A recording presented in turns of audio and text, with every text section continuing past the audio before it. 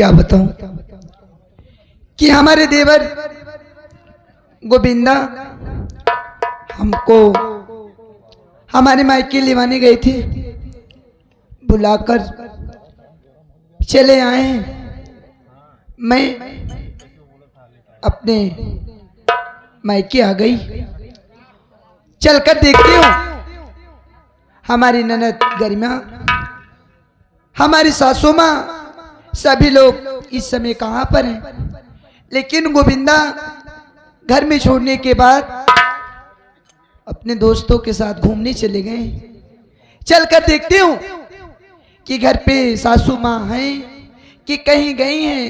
अगर सासू माँ नहीं होंगी तो ननद हमारी गरिमा होंगी, तो हमको देखते ही माँ खुश हो जाएंगे। चलकर देखते हैं।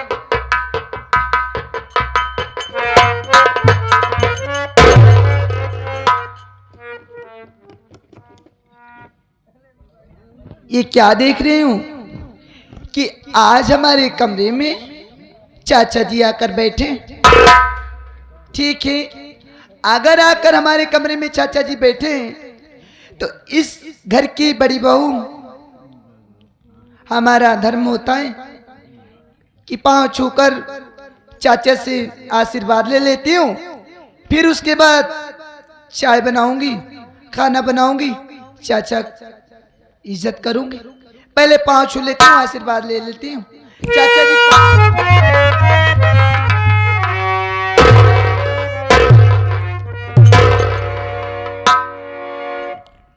ओह बहू गोमती, हाँ चाचा। अचानक आ गई।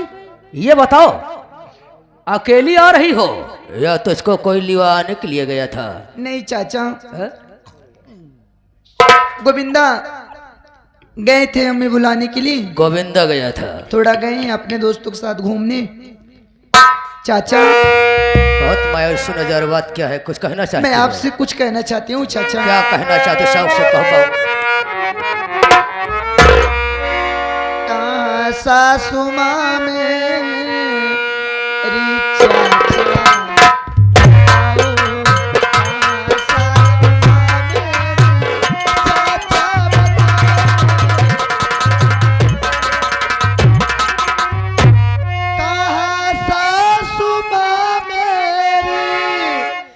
चाचा,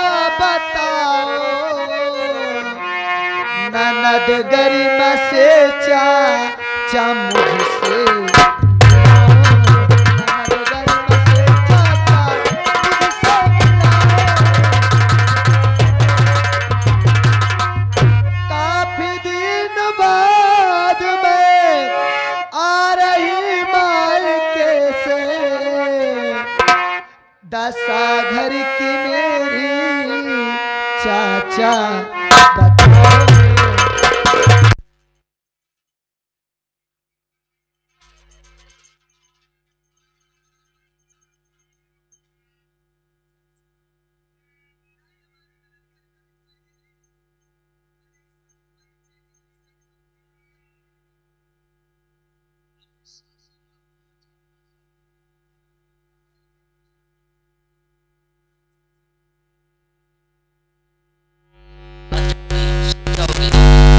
तो तुम्हारी तबीयत भी खराब हो सकती है। क्या हुआ चाचा? बड़ी दुख भरी कहानी है। जो तेरा पति था ना गनवा, हाँ। तुम्हारे ससुर का खून कर दिया। नहीं चाचा। मारने के बाद लाश को कमरे के अंदर गाड़ दिया। पुलिस वालों को खबर चली, घर की तलाशी हुई, साहब लोग आए, हाथ में हथकड़ी लगाकर उसको जेल भेज दिए। उसके बाद तेरा देवर गुलाबो आया कानपुर से, ये बात सुना, उसको कुछ नहीं सूझा, मेरी पत्नी गजरानी का खून कर दिया। खून करने के बाद वो घर छोड़कर पता नहीं कहां भाग गया। पुलिस तलाश करने लगी, नहीं मालूम, नहीं पता चला। तो हुआ क्या, कोर्ट से आदेश आया, घर की कुल्की हुई, नीलामी हुई, घर में ले लिया, सब बर्बाद हो गया। अब तुम अकेली बची हो, क्या करोगे? मुझे तो विश्वास नहीं हो रहा है। विश्वास होगा। कैसे कर सकते हैं हमारे स्वामी जी, हमारे देवर जी? अब मैं कहाँ जाऊंगी? घबराओ नहीं, जब तक मैं दुनिया में जीवित रहूंगा तुम्हारे ऊपर आंच नहीं आने दूंगा। आज तुझको हमारे बताए हुए रास्ते पर चलना होगा, जैसे मैं कहूंगा वैसे करना होगा, तुम्हारी जिंदगी शान से बीत जाएगी। क्या कहना चाहते हो चाचा? तुम्हारे हित के, तुम्हारे काम के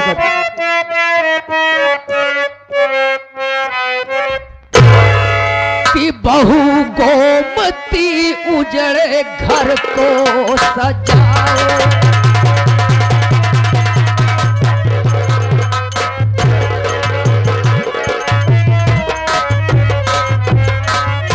बहु गोमती उजड़े घर को सजाओ,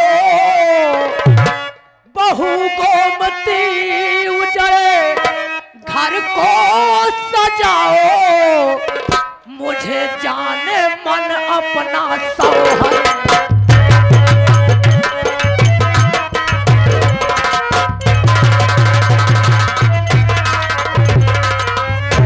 नहीं तो किसी दिन तुझे मार डालेगा ज्ञानवा, तो नहीं तो किसी दिन तुझे मार डालेगा ज्ञानवा, कहा मान कर मेरी बाहों में आओ।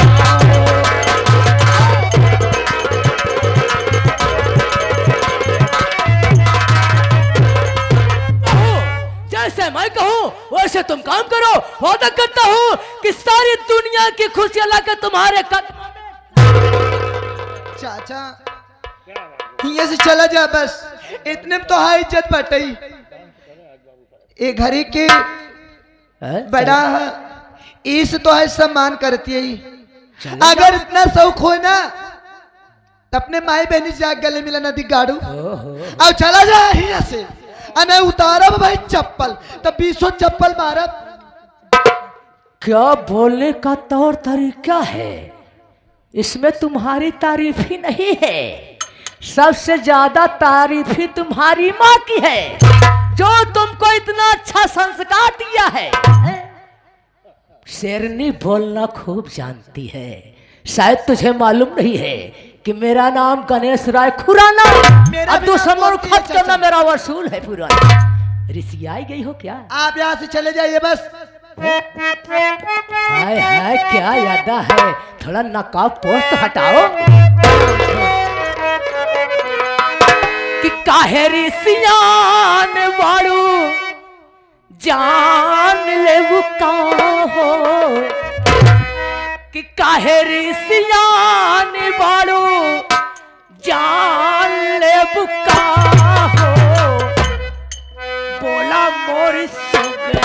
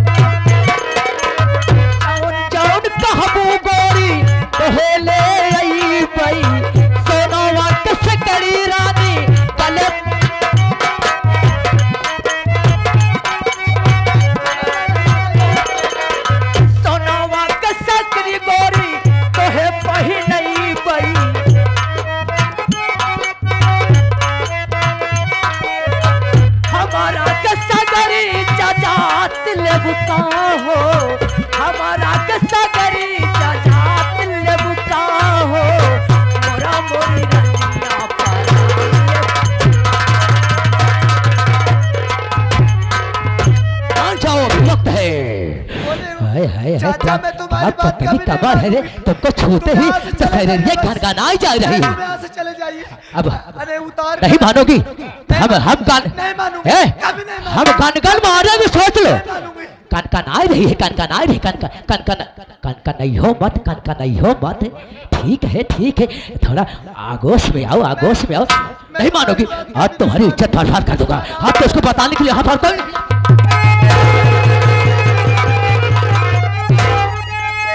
लाज भाभी कि तू लूट सकता नहीं बे, लाज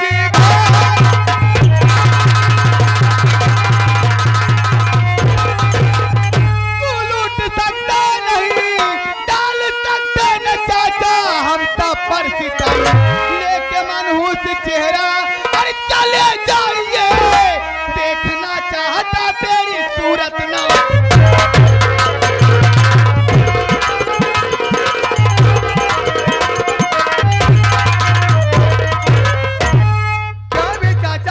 साले तेरी इतनी बड़ी हिम्मत, मेरे ही घर में आकर के मेरी भाभी की इज्जत लूट रहा है। जरा से सर मारा इस साले क्या रे गोविंदिया साले, रेरी तेरी नाम। सोचा समझा नहीं, पूछा नहीं, साले ऊपर हाथ उठा दिया। हाँ। साले तौर तरीका कुछ मालूम नहीं है। कुत्ता साले अंडे से बाहर नहीं हुआ, चोंच मारना चालू कर दिया। गाड़ी देवा साहब उतारा जूता 20 जूता। तुम नहीं बोल रहे हो गोविंदा, बल्कि तेरी मौत बोल रही है। इस घर के भी सब तुझे कुछ मालूम नहीं है, मैं बता रहा हूँ। हो गई कुर्की घर की गोविंदा तेरे, हो गई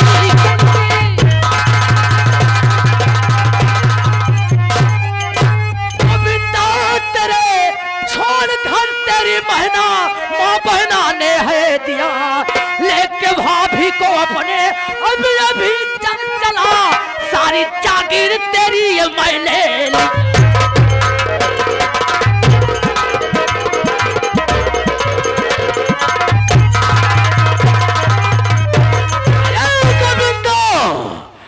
आज के बाद इस तहलीज पे अपना कदम मत रखना रे। इस रियासत का मालिक गणेश राय खुराना हो चुका है। झूठ बोलता है। कहने का मतलब चाचा ये घर आपका हो गया है।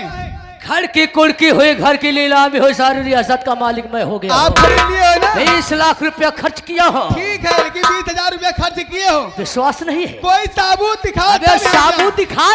हाँ दिखाओ।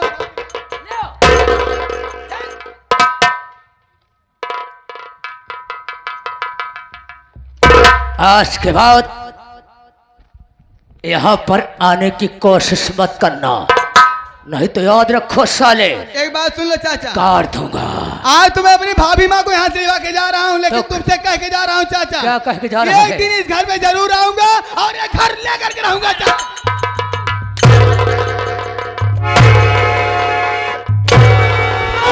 साले मनोहर चेहरा लेके भाग जाओ।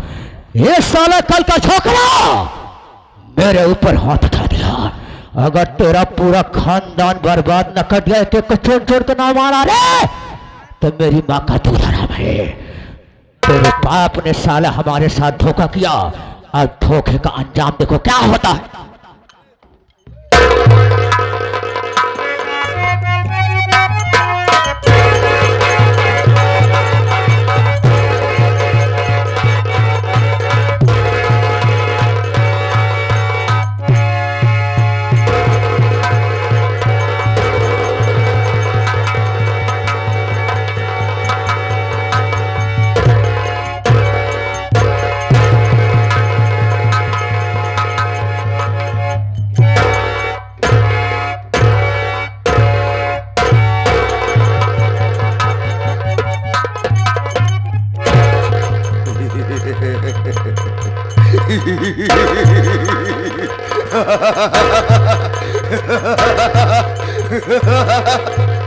साथियों, आप लोग परेशान होंगे कि आदमी कौन और कैसे हमारे बीच में आ गया। दोस्तों, मैं कोई और नहीं ज्ञानचंद हूं। वो ज्ञानचंद जिसने अपने बाप का खून नहीं किया था और जेल गया था सिर्फ अपने मां को बचाने की खातिर। कि मेरे बाप को तो मार दिया गया, मेरी मां कैसे बचे?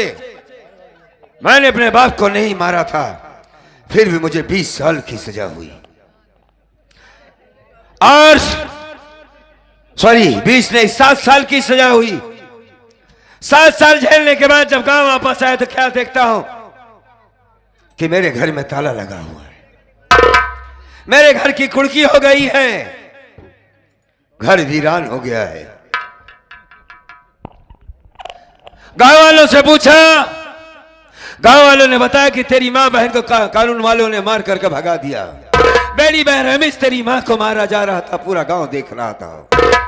तेरी मां बहन न जाने कहां चली गई। तेरी घरवाली तेरे छोटे भाई का कोई पता नहीं। बड़ी तलाश की, बहुत ढूंढा उन सबको, लेकिन उनका सबका कहीं कोई पता नहीं चला। बस एक रास्ता दिखाई दिया चंबल का। ये सोच कर निकला अगर मर गया तो कोई बात नहीं, अगर जिंदा बचा तो कुछ बन कर आऊंगा, कुछ बन कर आऊंगा। और बन कर लौटा तो डाकू बेकसूर सिंह। आज ये डाकू बेकसूर सिंह ने बंदूक उठाया है तो एक बात की कसम खाई कि जब तक अपने बाप के कातिल को इस दुनिया से मिटा नहीं दूंगा तब तक चैन से नहीं बैठूंगा। जिस दिन ये बात साबित हुई कि मेरे बाप को मारने वाला साला कौन है, मां कसम ऐसी मौत मारूंगा, ऐसी मौत मारूंगा उसे, ऐसी मौत दूंगा उसे, ना तो जमीन नसीब होगी ना ही आसमान। कुत्ते की मौत मारेगा साला मेरे बाप को मारने वाला। इतनी भेजे में गोली मारूंगा साले की, इतनी गोली भेजे में मारूंगा कि देखने वाला ये कहेगा कि साली का सर है कि मधुमक्खी का चत्ता। और रही बात पूरे भवानीगढ़ की, इतनी बेइज्जती के साथ मेरी मां को बाहर किया गया, मेरी बहन को दर से बेदर किया गया। पूरा गांव आवाज नहीं उठाया, पूरा गांव सन्नाटा पड़ा रहा। याद रखो भवानीगढ़ वालों, आज मेरे साथ हुआ कल तुम्हारे साथ होगा। कौन बचाने आएगा बे? कौन आएगा तुम्हें बचाने के लिए? हाँ, ना मर्दों को जिंदगी जीने वालों, मेरी बहन कहां गई ये इसका सवाल उठता है। आज ये गांव चंदो वापस आया है, डाकू बेकसूर सिंह बनकर पूरे भवानी का एक एक को हिसाब देना होगा। आज मैंने हाथों में बंदूक उठाई है, हम कसम खाते हैं कि आज के बाद इस इलाके से आतंक को खत्म कर देंगे। जब तक अपने बाप के कातिल को मार नहीं देता तब तक मैं चैन से नहीं बैठूंगा। कह रहे सेरा सरदार जी, हाँ? कहा खबर लाए हो? खबर बहुत पक्की लाया हूँ सरदार जी। कैसी खबर है? अभी मैं गांव और चौराहे पर गया था, वहां पर क्या देखा, बड़े बड़े पोस्टर, बड़े बड़े बैनर लगवाए गए हैं। पोस्टर लगा हुआ था? हाँ। अच्छा। और उस पोस्टर बैनर में आपकी फोटो भी छपवाई गई थी। कहा फोटो लगी थी? हाँ।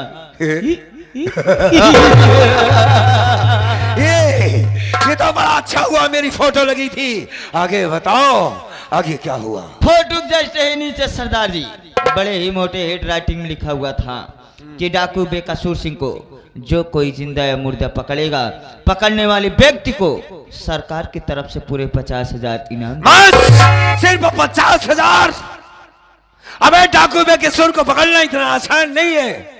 किसी शासन प्रशासन में इतनी दम नहीं कि जब तक मैं अपने बाप के कातिल की दुनिया से मिटाई नहीं देता तब तक मुझे मौत नहीं आएगी। कोई प्रशासन मुझे नहीं पकड़ सकता। अगर मेरे बीच में कोई आया तो मां कसम गोली से छलनी कर दूंगा साली का सीना। एक बात बता बे, उस दरोगा का क्या नाम था? वो साला 1.5 फुटीवा का इंस्पेक्टर कबड़िया। उसकी तलाश करो साला, जहां भी मिले उसे जाले गोली मार दो। उसके बीच में जितनी पुलिस आते सबको साली उड़ा दो, थाना का थाना उड़ा दो, गद्दारों का साले को। वही बिना मेरी मां को मारने वाला वो छोटा साला 1.5 फुटी। हाँ। जब तक उसे मारूंगा नहीं तब तक चैन से नहीं बैठूंगा मैं। हाँ। और मरेगा तो साला मेरे हाथों से मरेगा वो। जी सरदार जी। एक काम कर, हाँ, पता लगा साला किस रास्ते से आता जाता है बे? जौने दिन दिखाई तड़ाक से या बम गोली लेके साथे चला थे। साथ में लेके क्या लेके आया है बे? ये बम पुलिस है। बम तक समझ में आ रहा, पुलिस का है बे? पुलिस ही है बम।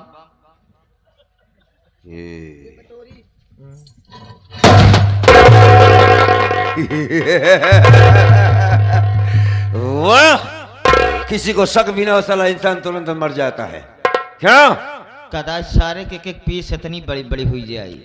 घबराओ नहीं, आज चलते हैं माँ भवानी के पहले दर्शन करते हैं, उसके बाद हम बताते हैं क्या करना।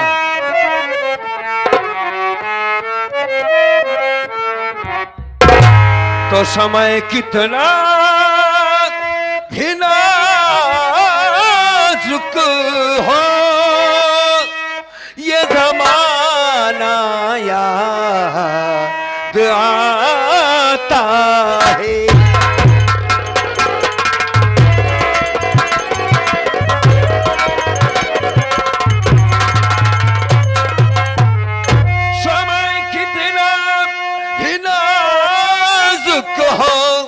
ज़माना याद आता है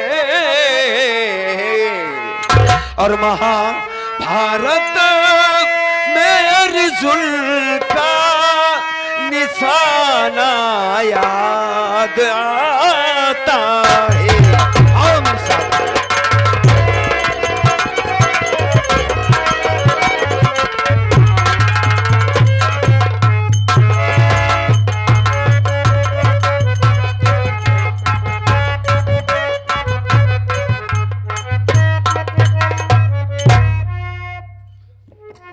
साथियों, आज तो देखकर हैरान परेशान हो गए होंगे, ये कौन से साहब हैं और किस थाने के हैं, यहां पर कैसे आना हुआ।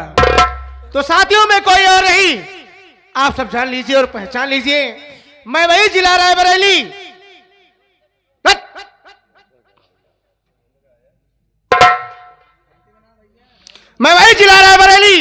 गांव भवानीगढ़ का रहने वाला गंगाराम का दूसरा बेटा गुलाब चंद।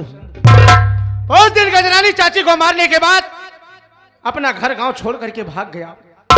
भाग जाने के बाद काफी दिनों तक दर बदर की ठोकर खाया, नौकरी की तलाश करने लगा, लेकिन कहीं हमें नौकरी नहीं मिली। मैं रोड के बगल बैठा था, अचानक मेरे सामने एक गाड़ी आई और उस गाड़ी खड़ी हुई, गाड़ी का कांच उतारा गया। उस गाड़ी के बैठे हुए साहब ने हमें बुलाया, हम उनके पास गए, कहीं जाने के लिए रास्ता पूछने लगे और रास्ता बताने में मेरे आंख से आंसू गिर गए। साहब बोले क्या बात है? अरे यार मैं तुमसे रास्ता पूछ रहा हूं तो इसमें रोने क्या बात है? तो मैं बोला कि नहीं सर ऐसी कोई बात नहीं है, कुछ ऐसी बात याद आ गई, नहीं कि नहीं कुछ छुपा रहे हो, बोलो क्या बात है बेटा बताओ। मैं बोला कि सर आप कौन? बोले कि मैं कोई और नहीं, मैं बल्कि पुलिस कमिश्नर हूं, मेरा नाम अरुण सिंह है। ठीक है साहब कोई बात नहीं, आप जा सकते हैं। कहीं नहीं, बताओ। मैंने अपनी सारी कहानी को बताया कि मैं अकेला हूं और मैं एक पढ़ा लिखा हूं, आज किस्मत साथ नहीं दे रही है, मेरे पास कोई नौकरी नहीं है। बोले बड़ी अच्छी बात यार, तुम नौकरी करना चाहते हो, पढ़ाई भी की हो, अगर ऐसी बात है तो मेरे साथ मेरी गाड़ी में बैठो। मैं उनकी बात मान करके उनके साथ उनके गाड़ी में बैठ गया। गाड़ी में बैठने के बाद उनके साथ उनके घर गया। घर जाने के बाद क्या देखता हूं कि साहब और मैडम जी सिर्फ दो प्राणी, उनके पास कोई औलाद नहीं थे, ना ही बेटी थी ना ही बेटा था। साहब कहने लगे कि बेटा देख, आज के बाद तू यहीं मेरे घर रहेगा, मेरा बेटा जैसा रहे यहीं पर रहेगा और सारी रियासत सारा कारोबार आज के बाद तुम देखभाल करोगे। मैं बोला कि ठीक यही सही, हम कहीं नहीं जाएंगे, आप यहीं रहेंगे। और साहब कमिश्नर साहब किसी केस में जा रहे थे और रोड पर एक्सीडेंट हो गया, इतना बुरा एक्सीडेंट हो गया साथियों, उसी एक्सीडेंट में कमिश्नर साहब की मौत हो गई। मौत होने के बाद खबर आई और मैडम जी सदमे को नहीं बर्दाश्त कर पाई और रो रो करके मुझसे कहने लगी कि बेटा देख उन्हीं का सहारा था, आज वो भी दुनिया में नहीं है, तू ही मेरा बेटा मेरे बुढ़ापे का सहारा है, मेरा घर छोड़ करके कभी मत जाना। मैं बोला कि नहीं माँ ऐसी बात नहीं है, हम आपको छोड़कर कभी नहीं जाएंगे। तो मैडम जी जाकर के बड़े साहब से बात की, देखिए मेरे पास एक लड़का है, पढ़ा लिखा है, नौकरी करना चाहता है, अगर वो होते तो उसे नौकरी दिलवा देते, आप सब कुछ ऐसा मदद करिए कि वो लड़का नौकरी करे। हमारा बुलावा आया, हम गए, ट्रेनिंग हुई, इंटरव्यू लिया गया, परीक्षा में पास हो गया। आप सबके आशीर्वाद से, भगवान की कृपा से मैं एक पुलिस इंस्पेक्टर बन गया और मैं अपना गुलाब चंद से नाम बदल करके इंस्पेक्टर अजीत सिंह रख लिया। साथियों, नौकरी तो पा गया, लेकिन रात दिन मुझे एक चिंता सताती है, मेरे परिवार की, मेरे घर की। यही सोचता हूं कि मेरा भाई गोविंद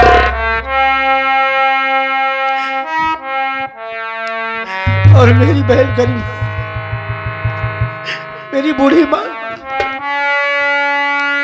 गांव में दूसरे के यहाँ खाना मांगने गई थी, जिसके पास 3 बेटे हो,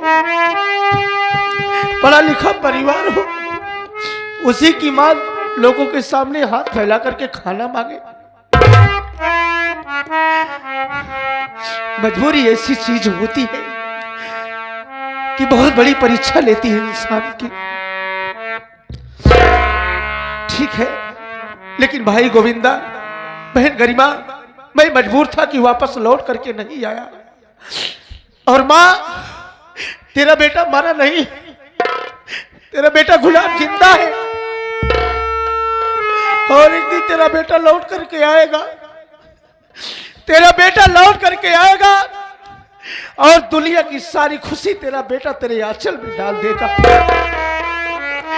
बाबू जी को तो नहीं वापस कर सकता मां, और मेरा भाई, मेरे भैया ज्ञानचंद यही सोचते होंगे कि जिस भाई को मैं बचपन से लेकर के पढ़ाया लिखाया, अंगुली पकड़ के चलना सिखाया,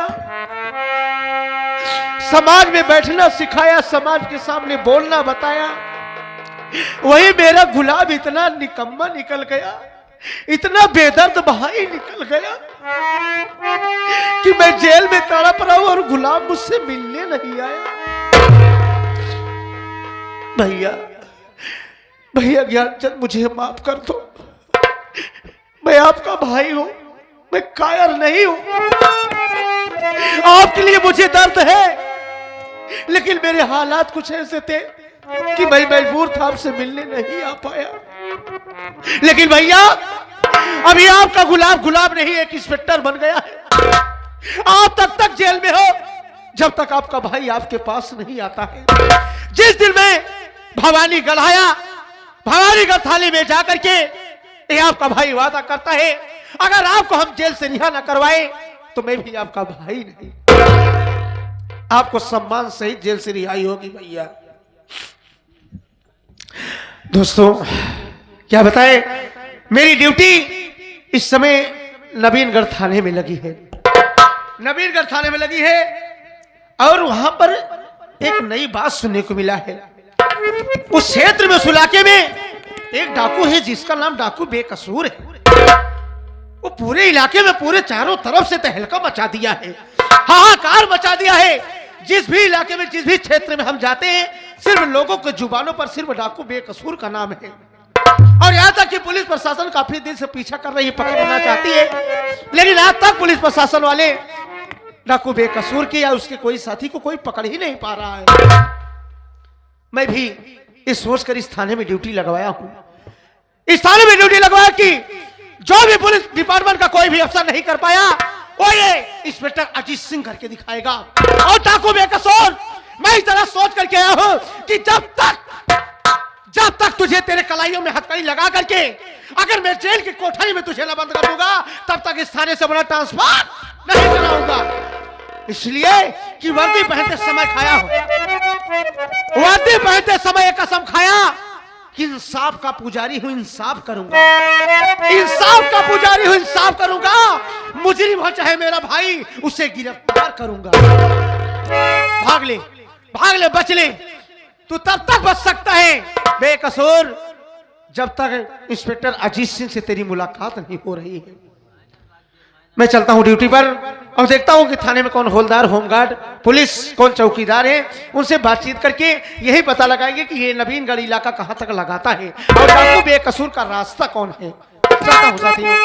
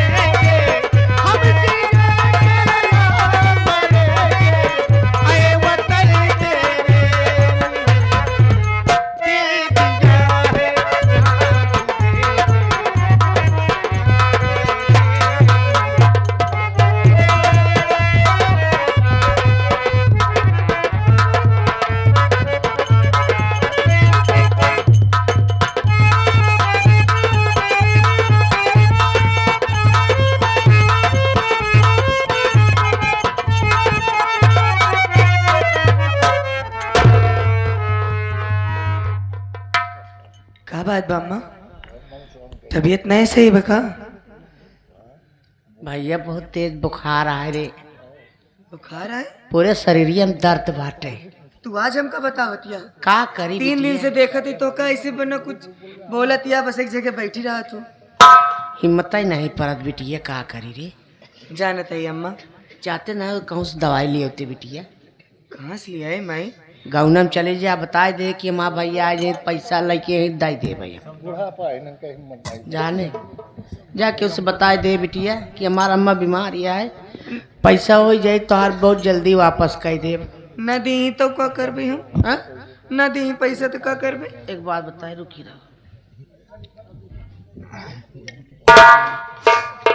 तोरे बाबू के आखिरी निशानी है यह, लेने का ले जाए, पहले का ना बेचे। जब मांग ले, अगर मांगे पाई जाए तो ठीक बात, नहीं देखा बेच के तब दवाई लेके आओ। ले हेराय न पा बिटिया, ये तोरे बाबू का आखिरी निशानी आते। हम चलते ही बैठे अब तक जल्दी आए। अम्मा, ये बाबू की आखिरी निशानी तो हमका दे देती है। का करी बिटिया, कोनो रास्ता ही नहीं बाटे रे। एक लेप तो अम्मा हम, हाँ लेकिन तोरे दवाई बरे नहीं। हाँ जब हम विदा होए लागब ना, पागली तब तो ये काम कर दू अम्मा। बहुत बने, लेकिन हमारी तबीयत हमें सोचब कि इतना दिन तक तोरे लगी रही, बाबू बाटे नहीं तो बाबू का आशीर्वाद समझ के कर रख ले अम्मा। जा एक तू अपने लगे रख। दुनिया में सब पत्थर दिल ना है बाटन भाई, लेकिन दवाई क्यों न क्यों हमारी मदद तो जरूर करे। तू ही रहो कहूँ जाओ जी, हम तोरे बड़े दवाई मांग के जरूर ले